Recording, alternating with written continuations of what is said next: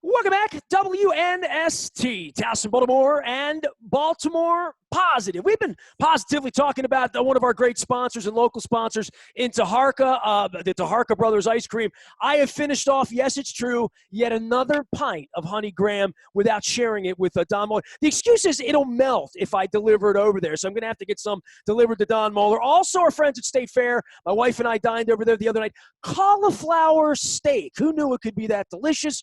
El Guapo opening this weekend. They have a torta and a quesadilla with my name on it. I think we're going to get a margarita named after my friend Julio Bermejo as well.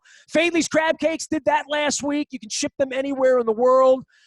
I can confirm they're still delicious. I had one in my belly last Friday. I brought one home, mixed it up with my wife's corn chowder. It was delicious. Don Moeller, I have been talking all day about this surprise I had for you. And when his name popped up in the Zoom thing, I saw you light up because – I didn't know who you thought I had him. Did you think we had Hogan finally? I mean, honestly, right? I long ago tried to figure out. First of all, John, you'll understand this because you probably are a guy who prepares a little bit. So Nestor knows I have this anal quality that when we're going to have guests on, I actually like to spend a significant amount of time getting ready for the guests. So he's new to this, John. He still takes it seriously. It's just incredible. to drive me crazy, John. He every couple months says, I'm going to have a mystery guest that you can't prepare for. So he knows that you are one of my all-time favorite writers, and it's just terrific to have you on. Have you ever met him? I don't even know, because he's at UNBC games all the time, right? I've not met John. Okay, well, there you go. So I have done something. John, welcome in. Thank you, Nestor. Don, it's good to be with you guys. Yeah, well, I thought of you this week because of Ravens and Redskins, and we have Dick Cass joining us. Excuse me, I said he did it again. I knew it. Even my grandchildren know it's their favorite thing to say right now. They say, "Pop." God, I've been saying the it Washington for years. Football team. Stop me, spank me, please do. I mean, because it's going to happen. How often does it happen to you? Never anymore? Ever? Has it been years? Well, honestly, it has been years, Nestor, because I stopped using the term probably 10 years ago. Okay. My former colleague at the Post, Mike Wise, wrote a very good column on the subject back then, and I thought he was right. And that, even if you offend a small percentage of people in a certain category, you shouldn't use the term. And so I stopped using it completely. And when I do a regular radio bit here in Washington with some guys who grew up here in D.C. and have been lifelong fans of the team, and we actually argued about it on the air because they wanted me to use the term. And I said, no, you guys use the term if you want, but I'm not using it anymore. And now, of course, it's official. Well, I'm going to the game this weekend. I'm doing the road games. Luke's doing the home games. We have one seat in the press box. It's a plague, John. I don't need to tell you. But and I'm thinking about, going down there and everywhere that symbol would be, everywhere, hail to the – I'm thinking of all the things associated with it. Right. And where they are and where it is. And really one of the reasons I brought Don in here wasn't to talk golf with you or anything, but more about the Baltimore-Washington thing, or as we'd like to call it up here, John, Washington, So we've been calling it – down here it's Baltimore. Baltimore, right, of course. And whether there's a rivalry or not, I mean, Don grew up in West Baltimore, Catonsville. I grew up in East Baltimore, Dundalk. Man, I was bred to not like – not only the Redskins, but the thought of Washington, or that we were the little brother, or that Edward Bennett Williams was going to take my team in the 70s or 80s, and then the Colts left. I mean, the inferiority thing that we have is pretty massive and I guess, earned. But there's something about the football thing where, the modern era of Raven fans, I mean, the Washington football team, I don't use the term often because I don't talk. We never talk about that football team. I guess that's part of it as well. I've been doing radio 25 years. Most seasons I can't name 5 or 10 players, literally. Well, if you go back to the late 90s and then into the 2000s, there hasn't been much to talk about with Washington. They had, a couple decent years when Joe Gibbs coached under the Snyder ownership. They had that one good year when Robert Griffin III had such an extraordinary rookie year before he got hurt. Actually, his career changed on a day when you and I were in M&T Bank Stadium, because it was the first round of the playoffs in 2012. And while the Ravens were winning easily against the Colts, later that day, Washington lost to the Seattle Seahawks. And that's when Robert Griffin III hurt his knee. They didn't get him out off the field on what has always been a terrible field. And you know what's happened since then. And now he's the backup quarterback for the Ravens. So there hasn't been that much to talk about. And in terms of inferiority complexes, the Ravens have been good for most of the 21st century. They've won 2 Super Bowls. They've been a semi-perennial playoff team. I mean, the year I did the book in 2004, they didn't make the playoffs, but they were 9-7. So it's not like they were awful. And they beat Washington that year down at FedEx Field or whatever it's called these days.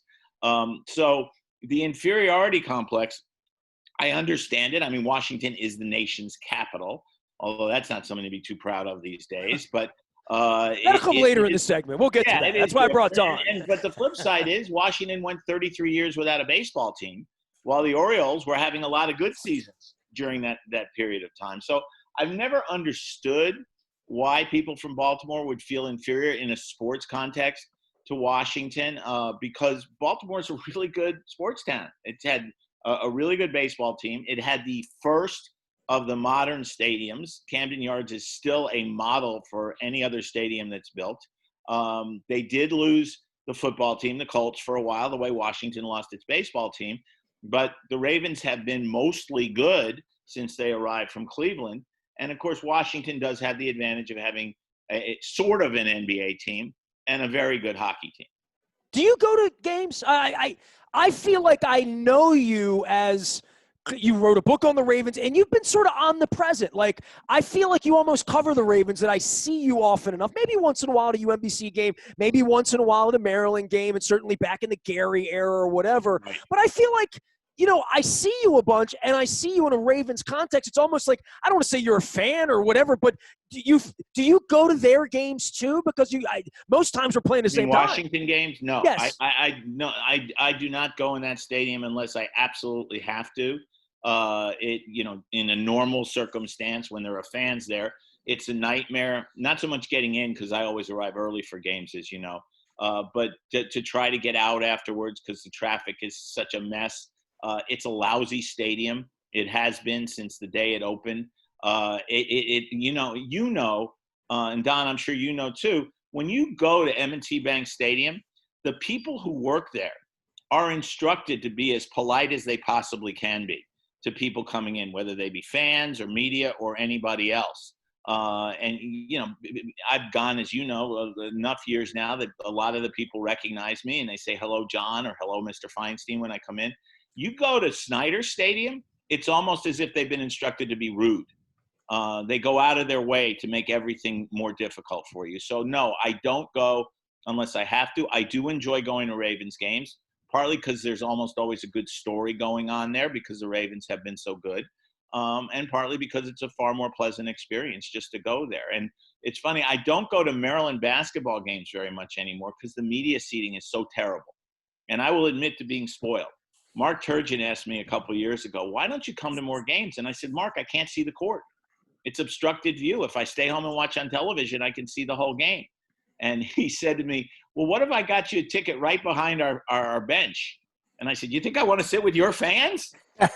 Man, you're speaking Dick Cass's worst nightmare, right, Don? We talked to Dick about, we're going to talk, I'm sure, is the game's better on TV, right? And I think, Don, you'll admit, Don and I sit together at every Ravens game. So if you wonder why I'm not in the press box, I come down in the fourth quarter. I sit with my wife. I sit with Don.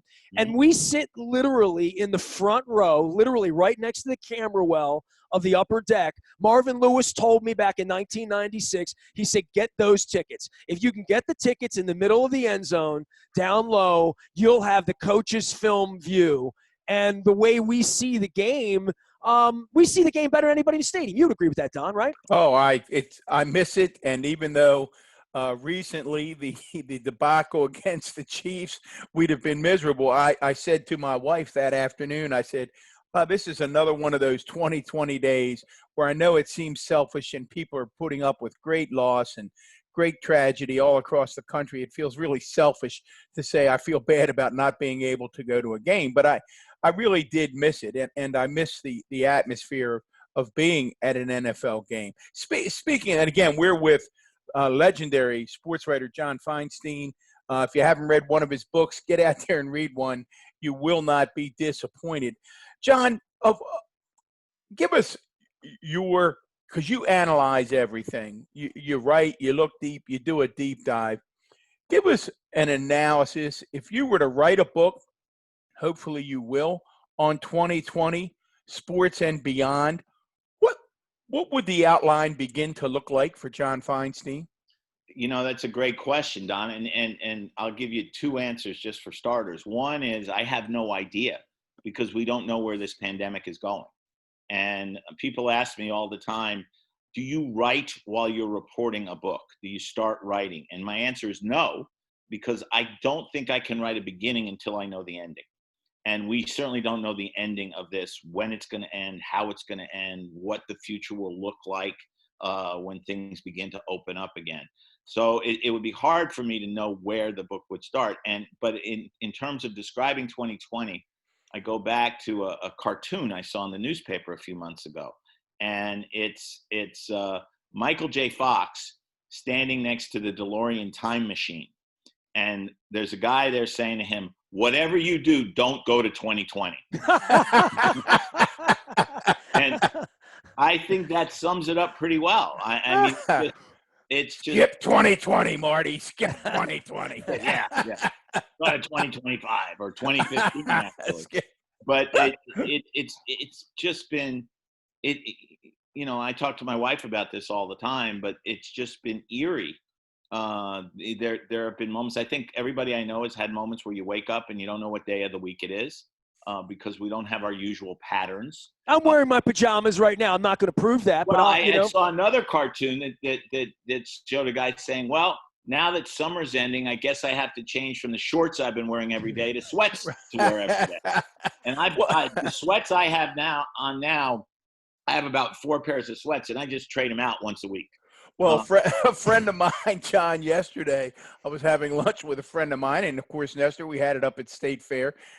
Just a friend I hadn't seen in a long time. He said, "Oh man," he said, "this is terrible." He said, "I normally have 2 wardrobes. I have the pants that fit when I'm really in shape and feeling good about myself, and then I have the pants that fit when I put on a few pounds, and it's a sign that I need to get working and go back to my other pants." He said, "The sad thing is now, the pants that I wear when I put on a few pounds, I'm now having trouble getting them buckled." It's funny, Don. I've had the opposite experience because I don't usually drink. I don't drink at home.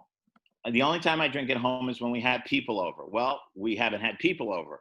I do drink when we go to a restaurant. Well, we haven't been going to a restaurant. Right. So I've lost 20 pounds. Holy Mac, there you go. 20 pounds, believe it or not. And that's been about the one positive in the pandemic. The other is that I've gotten to spend a lot more time with my 9-year-old daughter, Jane, because when it started in mid-March was when I would normally be going on the road basically for 4 straight weeks, 3 weeks of the NCAA tournament and then a week of the Masters. Instead, I was home the whole time. Believe me, she didn't mind because she's only 9, so she still likes me, unlike my older children. Spring's nice here, John. Yeah, it is. And I wished I could have gone to opening day, but of course there was no opening day in April either.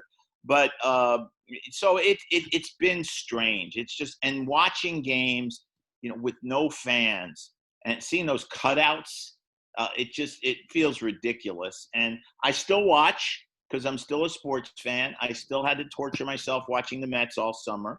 But I hope that we can get to a point sometime in the not too distant future where it's safe for fans to come back. And the other thing though is I hope we don't rush into it, because trying to claim that it's okay to open up places, it's okay to not wear masks, that kind of thing, is one of the reasons why we're still a long way from the end of this.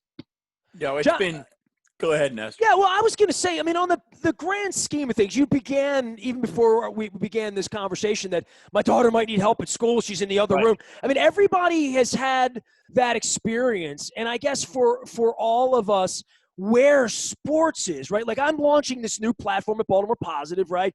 Where I don't believe sports is going to matter as much. Not to me, I turned 52 in a couple of weeks. I've been doing this since I was 15. I used to see you roll into the Capitals press box at the Capitol Center back in 87, 88. It's 32, 33 years ago. Sports mattered so much. And when a guy like Kevin Cowherd would say to me, I don't want to write about sports anymore, I've done enough, I'd be like, how could you ever not? I mean, Mueller and I get into it because he's still a bleeding heart with the Orioles. He's still a orange Kool-Aid. He's still a believer. He believes the Angelos family's going to turn this thing around. And we fight about it, and it's cool as sports fans or whatever. But I have certainly found through my wife's illness, after winning a couple of championships, after skating around with the Stanley Cup with Trotz a couple summers ago, after knowing him for almost 40 years, and then not going back to a game because I'm just at odds with the Leones' family. Just, these things that I've just sort of given up, that now that there's this plague, I'm genuinely concerned that when this is over with, how many people are going to find $200 and $300 and $400 of value at an Orioles Twins game on a Tuesday night, or at a Ravens game on a Sunday, where you've just said you like it better on television to some degree for basketball and other things. That I think there's going to be a whole new world order for sports, and where the value lies, especially in a place like Baltimore, where maybe we can only afford to keep one of them given what they're expecting in a corporate way.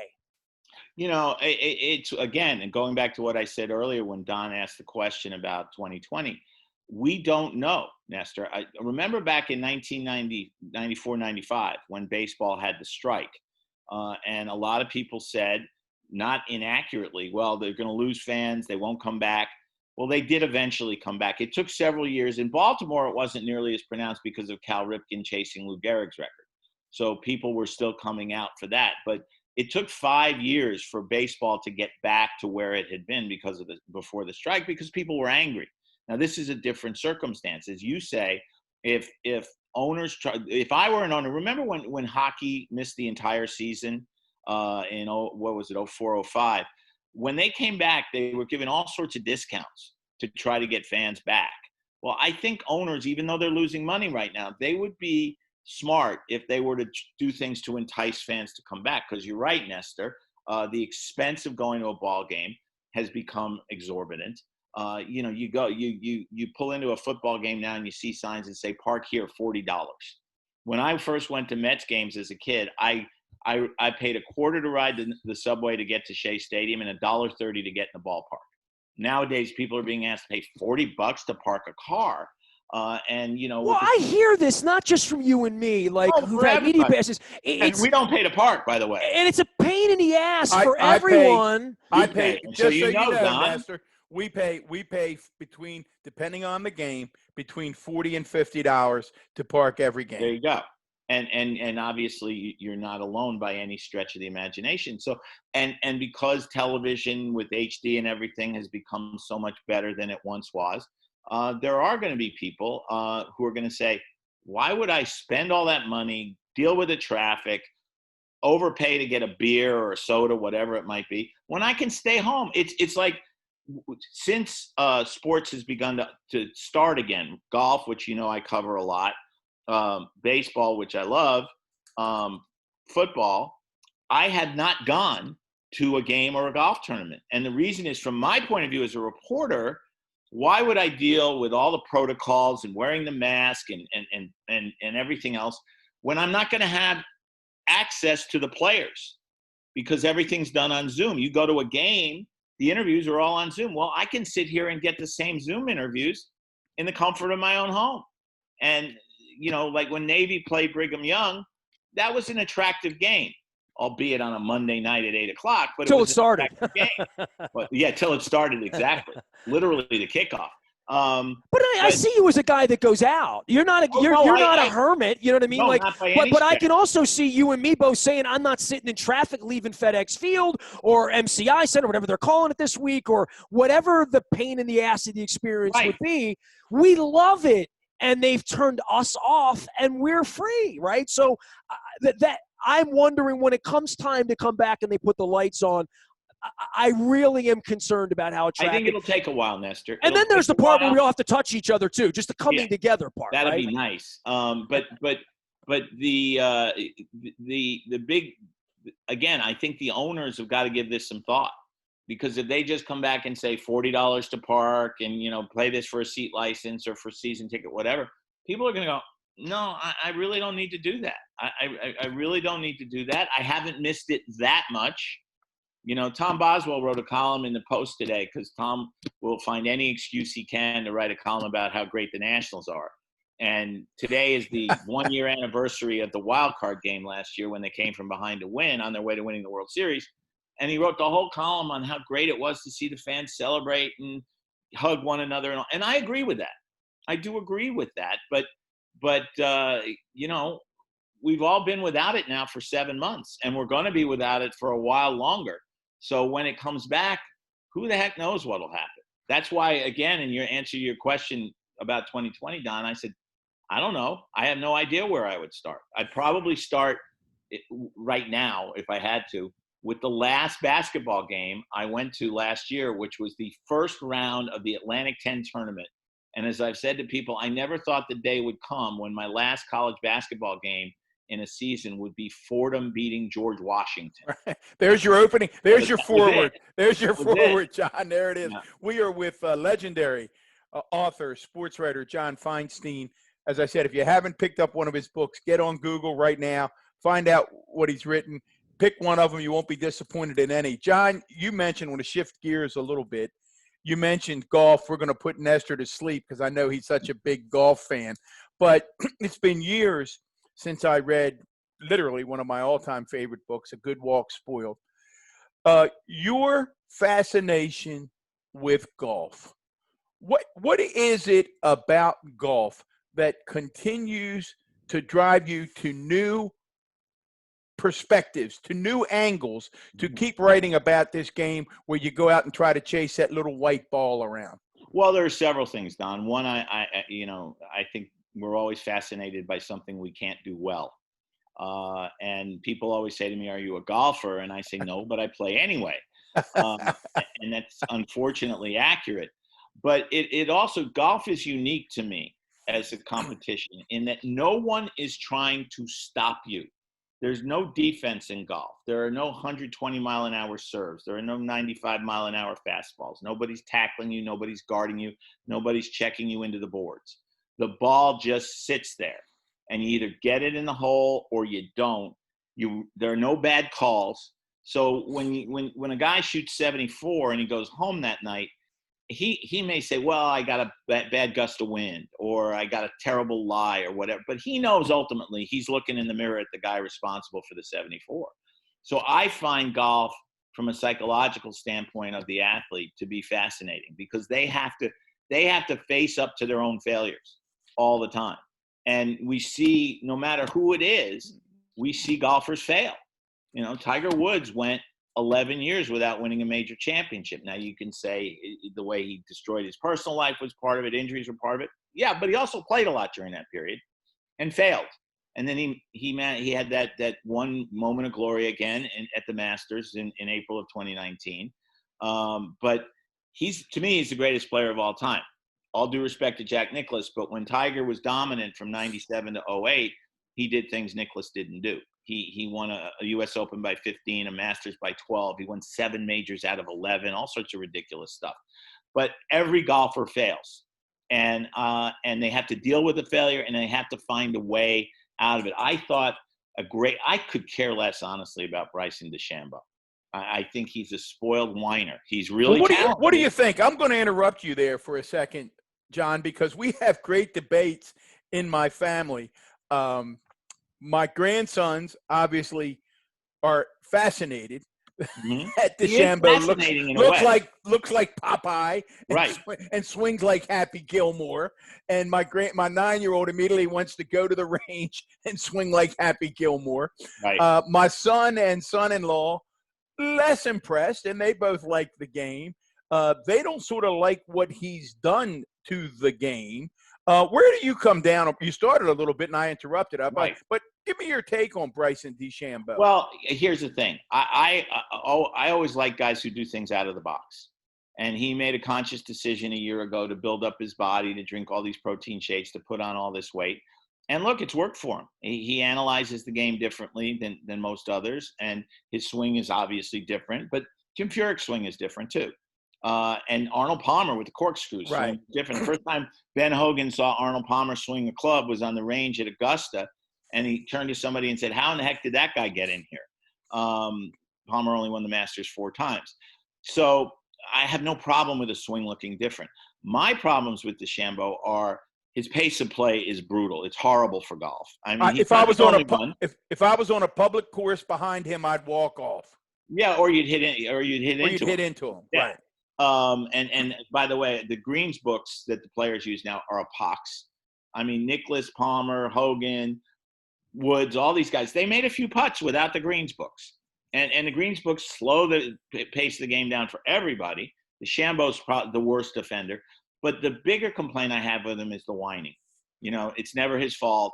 He's always saying that the rules officials. The first time I met him was at Hartford in 2016. We were both waiting for our cars outside the clubhouse.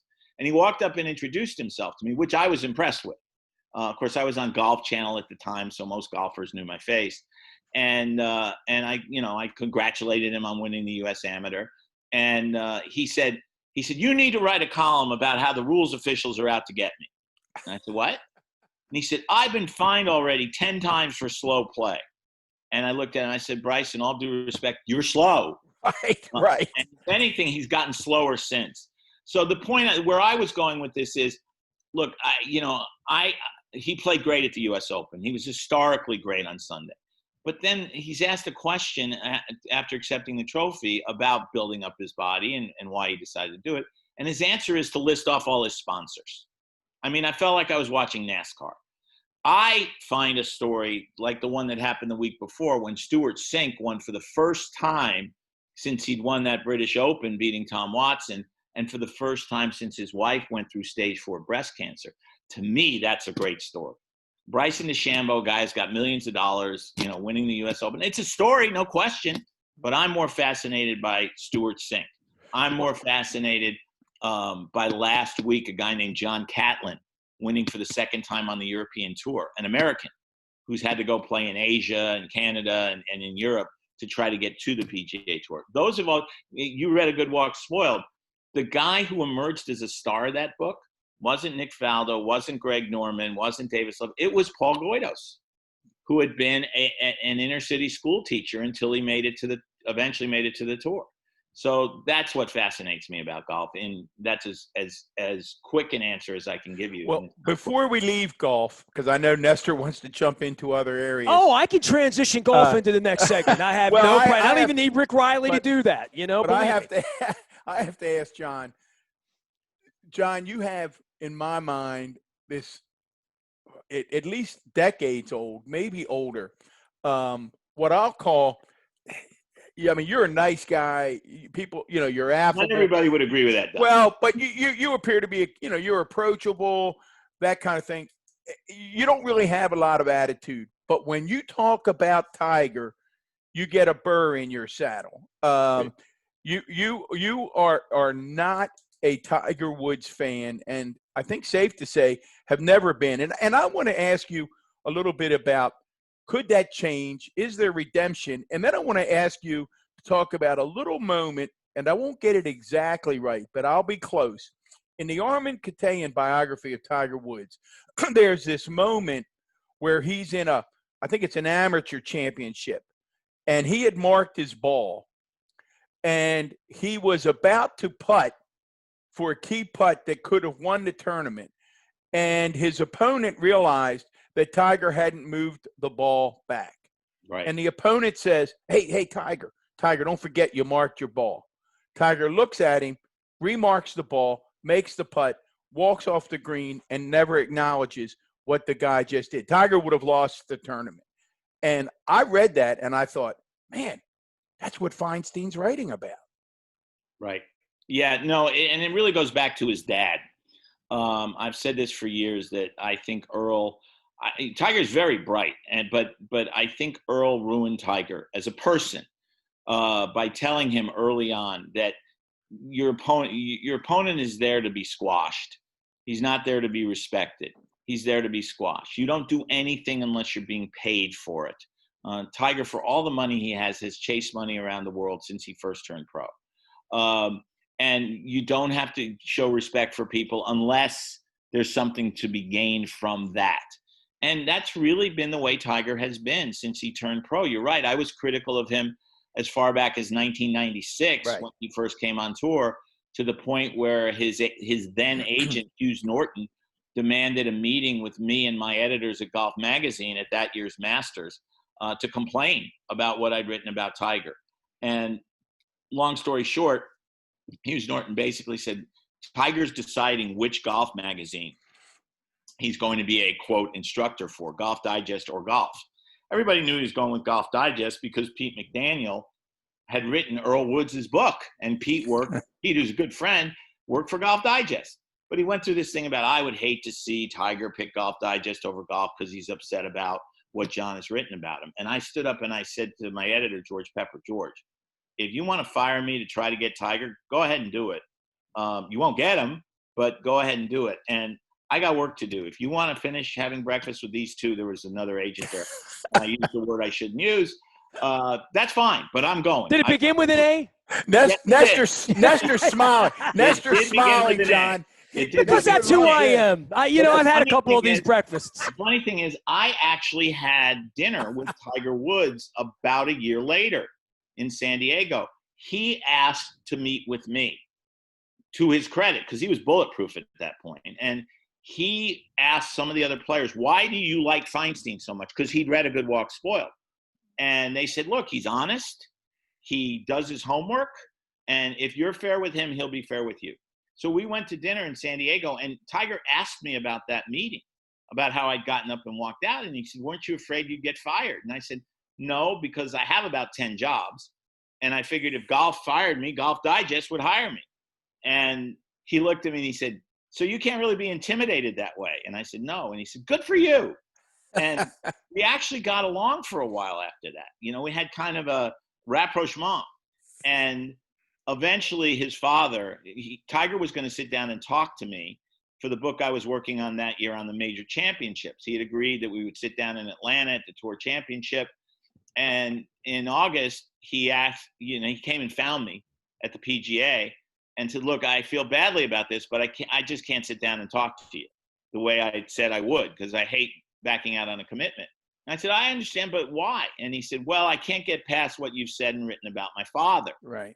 And I said, I thought we resolved all that in San Diego because we talked about it at length. We were together for 4 hours. And he said, yeah, so did I. And I honestly believe what happened was that when he told Earl he was going to sit down and talk to me, Earl exploded. And so you heard me say before, I think he's the greatest golfer of all time. And you have to separate performance from who a person is when you cover sports, and not be biased toward their performance because of how you feel about them as a person. And so anyway, I don't think he's changed. He still has. The last time he sat down with a print reporter one-on-one was me in San Diego 22 years ago. Wow, I didn't realize that. Well, John, you mentioned Earl. Yeah. But when I read that biography, I said to people, I got to tell you, Mom wasn't a prince either. No, Mom, that's one of the things that's underrated is that Tita was just about as tough as Earl, just in different ways. Now, I'll tell you a quick funny story. The year after Earl died, I was at the Golf Writers Association dinner, which is always held the night before the Masters. And the player of the year, who was Tiger for God knows how many years in a row, will always come to the dinner, which is kind of nice. But there's an agreement that when the player of the year gets there, everybody sits down, he's presented with the award, and then he leaves because he's got to play the next day. So they would always make an announcement, we got to get seated because Tiger Woods is 10 minutes away. So when they made that announcement, I walked outside to call my family to say goodnight to my kids.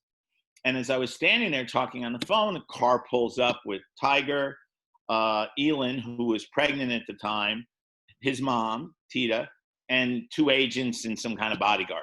And they all pile out of the car. And Tiger kind of nods curtly at me, as he would do back then. And Tita walks away from the group and comes over and gives me a big hug. and John, how are you? And I put the phone down and oh, nice to see you, Mrs. Woods, blah blah blah. And then she kind of waves goodbye and walks inside. And I was baffled by this. So I asked Pete McDaniel, who knew Earl and Tita better than any reporter, what was that about? And he said, that was her knowing how much Earl hated you, telling her son how much he hated Earl, because their marriage wasn't exactly one of monogamy.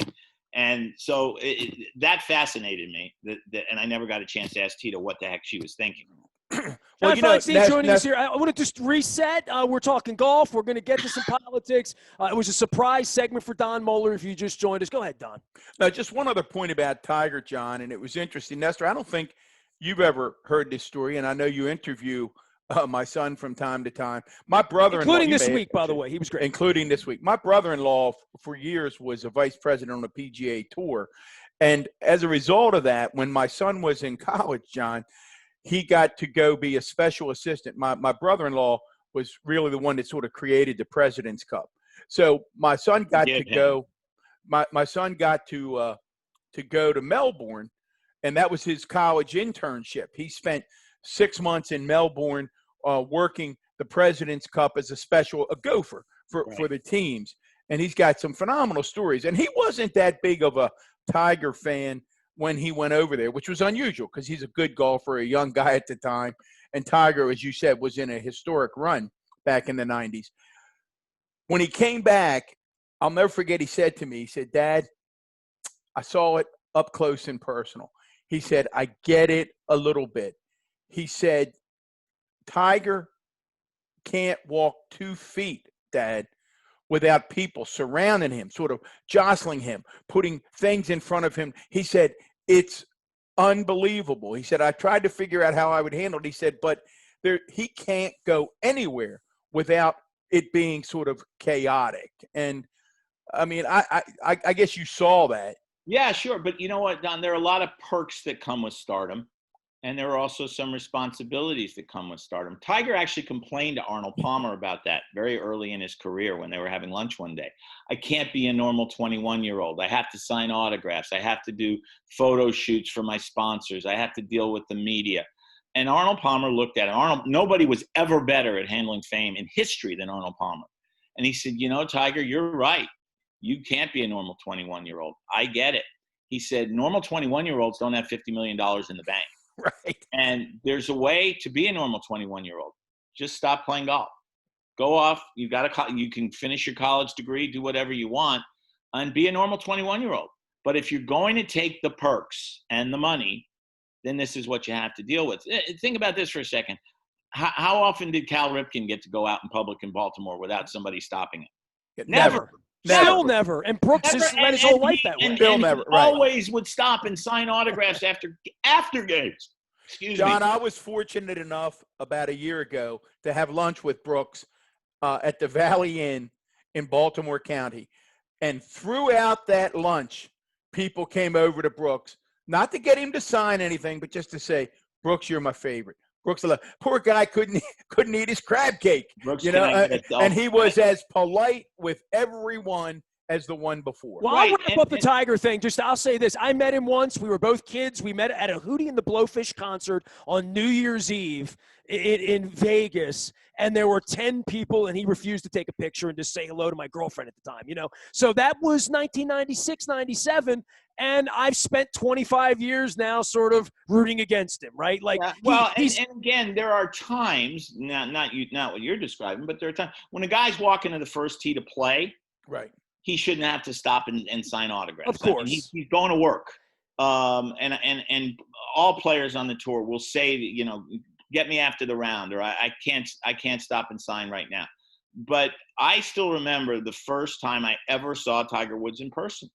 It was in 1994 at Bay Hill. He was playing as an amateur. He was a teenager. And several of the guys on the range pointed him out to me and said, you need to get to know him because he's going to be a superstar. Everybody knew how good he was even back then. And as luck would have it, it was a practice day.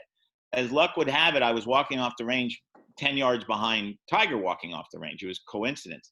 And there were a bunch of maybe 20 kids on the ropes trying to get autographs of any player as they walk by, and the kids were saying, please sign, please sign. He put his head down and just walked right through them. And I remember thinking, who the hell does this kid think he is? As it turned out, he was Tiger Woods. Right. John, I want to move us from golf into, like, I follow you on Twitter. You were sort of a late entry onto Twitter, and I guess you could talk about you being a voice there and so many years being a voice in ESPN, the Post, and the books. You've had a voice, right? And now one of the reasons you're here, and we're not just talking about the team formerly known as the R's or just doing 30 minutes of Bleeding Heart, what a creep Dan Snyder is. Instead, we've gone down the Tiger Woods path. But where democracy is in our country over the next month, I'm going to brag about this because it's going to make Moeller angry. My ballot came last night, so it's real. I have it here. What's that all about? I haven't even opened it yet. I'm keeping it full just for now for the next couple segments. We've got ours. Yeah. So come on, guys. Let me ask you this. Catonsville, where's my ballot? John, I've known you writing books. I've watched you research all of this stuff. I want to ask you a question I've never asked you. Tell me about Woodward and Bernstein. Tell me about all the President's Men and being a young version of you working for Solomon at the Post and like all of that, because I think that would sort of lead us down the journalism path to get us where we want to go. Well, Nestor, when I first started at the Post, first of all, I read all the President's Men when I was in college. And it inspired me in many ways to want to get into journalism, like a lot of people back then. The first day, the movie came out my senior year in April. And the first day it opened, I saw it 3 times. I went to a noon showing by myself in Chapel Hill because that's the only place it was showing. Stayed for the 2:30 show, went back to Durham, got my girlfriend, went to dinner, and then went and saw it a 3rd time that day. And sure enough, I end up as a summer intern at the Excuse me, guys. I end up as a summer intern at the Washington Post, and Bob Woodward's desk, Bob Woodward's office, I had a desk, is like from here to the wall from where they assigned me to sit. And he would walk by. You're giving hair down the back of my neck from Stedman when the same thing happened when I was at the News American. Right. So I feel all of that. By every day and, politely say hello or whatever.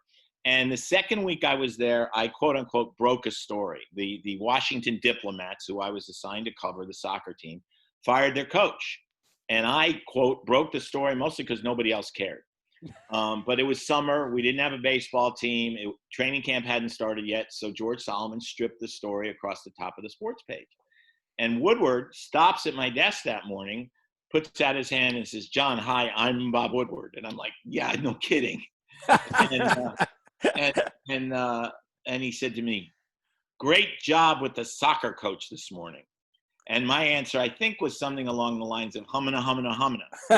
And years later, Bob and I still joke about this because he ended up becoming a mentor and a friend and still is both to this day. But I realized what I should have said was, "Hey, thanks a lot. Nice job on Watergate." But I choked. And I ended up working for Bob. He became the Metro editor when I was the Prince George's County Cops and Courts reporter. And as I said, he became a mentor. And I was lucky enough to get to know him socially. We actually went out on a double date once when he was between marriages. He forgave me, but because I set him up. I set him up with a friend of mine. And did she see all the President's Men, or is she's like, oh yeah, no, he's just Bob? Very excited. She was very excited about going out with Bob. Well, John, speaking of Bob Woodward, and you've got to talk about this as a reporter, as an author. Obviously I've spent a large part of my life in the political world, love the game, so to speak. And all of us are fascinated by the dynamics leading up to the book Rage, the current New York Times bestseller, in that the president of the United States, who brags that he's never read a book, brags about it. Those aren't, right. I'm not making that up. He says, "I've never read a book," that he somehow in his mind thought, if I could just spend some time chatting with Woodward, this guy's going to end up really liking me, right, and write a really good book about how great I am. Talk about that, because there are these moments in these tapes, John, where the president goes, my favorite part is where he goes, now I'm going to be honest with you, Bob. And Bob goes, well, As yes, opposed to yes, normal. yes, sir. Yes, Yeah. yes, Well, sir. there's I two want things you that to. work here, Don. First of all, Trump may be the biggest narcissist in history, as we know. But beyond that, Bob's been doing this for years. I mean, after all the president's men, he couldn't sneak up on anybody. You know, like people, when I was first in the business, people were like, okay, I can talk to this guy. Who is he? He can't possibly hurt me. But he had brought down a president along with Carl. And yet people do talk to him. Bob has a unique kind of charm. He's very Midwestern. He still has the Midwestern accent. I used to imitate him in the newsroom all the time. He doesn't say fabulous. He says fabulous. And he talks slowly, and people are charmed by him. And he's also smarter than anybody. That's always wears a coat and tie. Oh yeah. I mean, he's a pro. And the other thing about Bob, one of the great things I learned from him was you should always be trying to get better. I still remember he and Carl were on Nightline on the 10th anniversary of the Watergate break-in. And Carl, who's very, very outgoing, was answering every question that Ted Koppel answered, this and that, and we saved the country and the Fourth Estate and all that. And Bob's just sitting there. And finally, at the very end, Koppel says, gentlemen, could you both tell me on a personal level what this story meant to you? And Carl went on about how it proves the Constitution works and the importance of good journalism and things like that. And Bob's just sitting there. And finally, he turns to Bob. He says, Mr. Woodward. And Bob goes, it was a great learning experience as a reporter. And I'm thinking, this is the greatest story of all time. And he's talking about it as a learning experience. And that's who Bob is. Bob is 77 years old. He's still trying to get better. And whenever I go over and I have lunch with him 2 or 3 times a year, along with our friend David Marinis, who wrote the great book on Vince Lombardi, among many others. And we sit and we talk about what we all do. And Bob is always asking questions. Well, David, how did you handle this? John, what were you thinking when you did that? And it's a little bit, it'd be a little bit like Bill Belichick sitting with a bunch of assistant coaches and asking them how they do their jobs.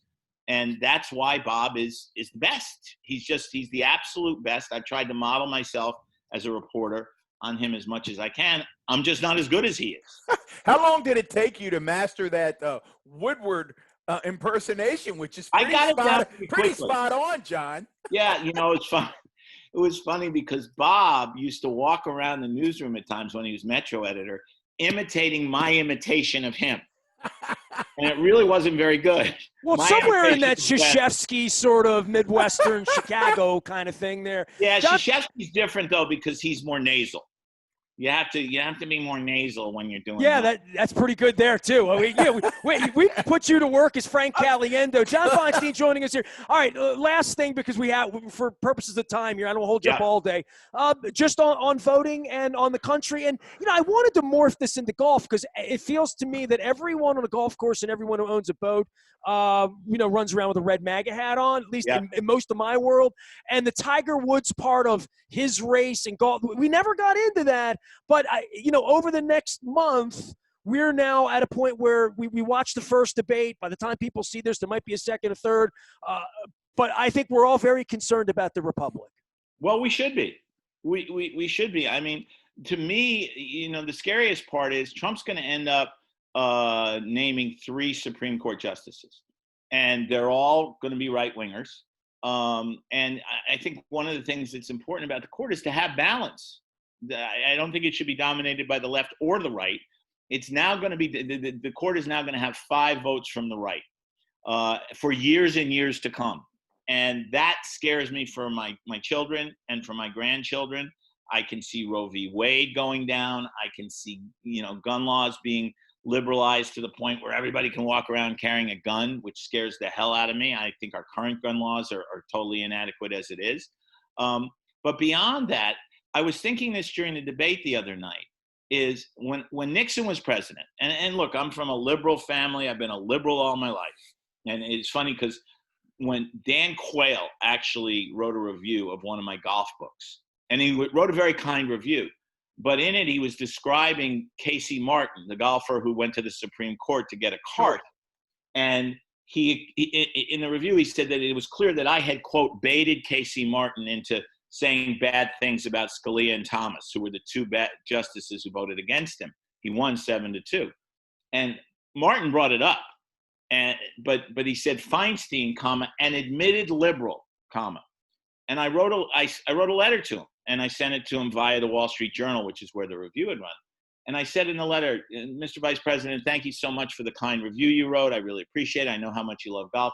I do have to correct one thing, though. I am not an admitted liberal. I'm a proud liberal. Right. That's who I am. But when Nixon was president, my dad was running the Kennedy Center.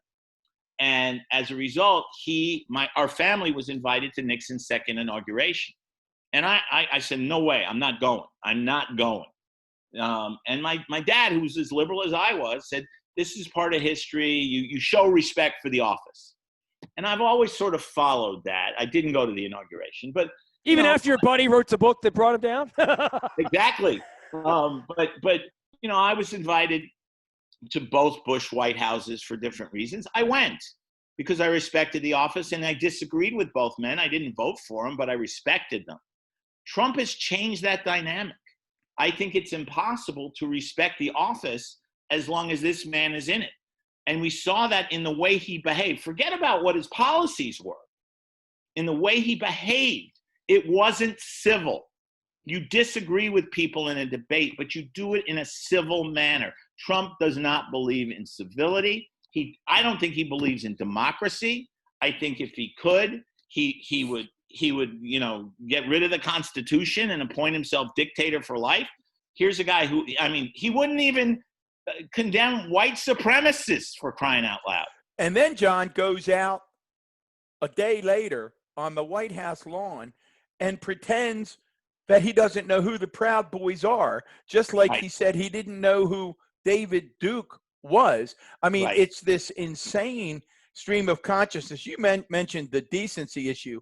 Willie Geist on Morning Joe talked about, as my grandchildren did. My 13-year-old was actually texting me, what's happening, Pop?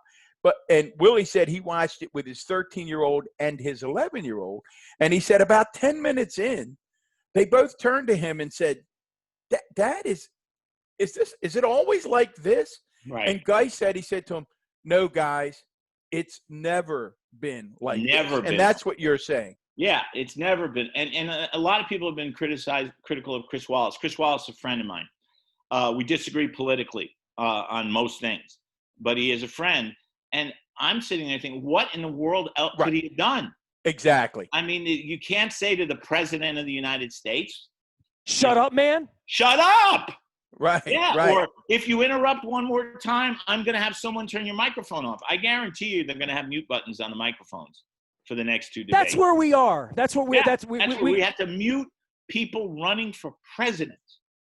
And that gets support in this country. I'm going to leave it at that. That's the crazy thing. There are 40 million people plus who are going to vote for him. Well, and I guess it makes it harder to go back to the beginning and talk about DC sports or Baltimore sports when we get into the middle of all this.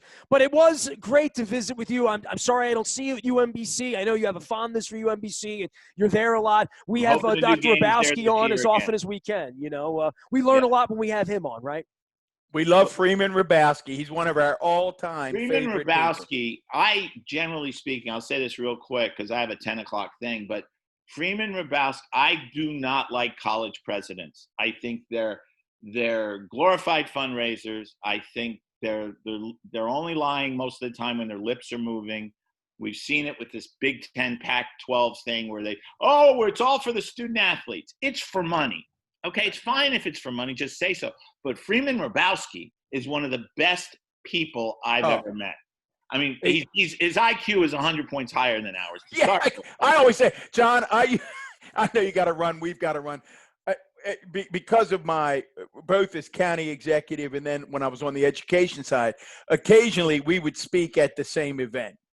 And inevitably, I would be scheduled, obviously, after Freeman. And you don't want to follow him. I would get up every time and say, look, I'm done. I had the same experience because I've spoken at the UMBC preseason banquet. on Right. several occasions since Ryan Odom became the coach and I started doing the games on TV, which I love doing, as Nestor mentioned. But Freeman gets up and talks before me.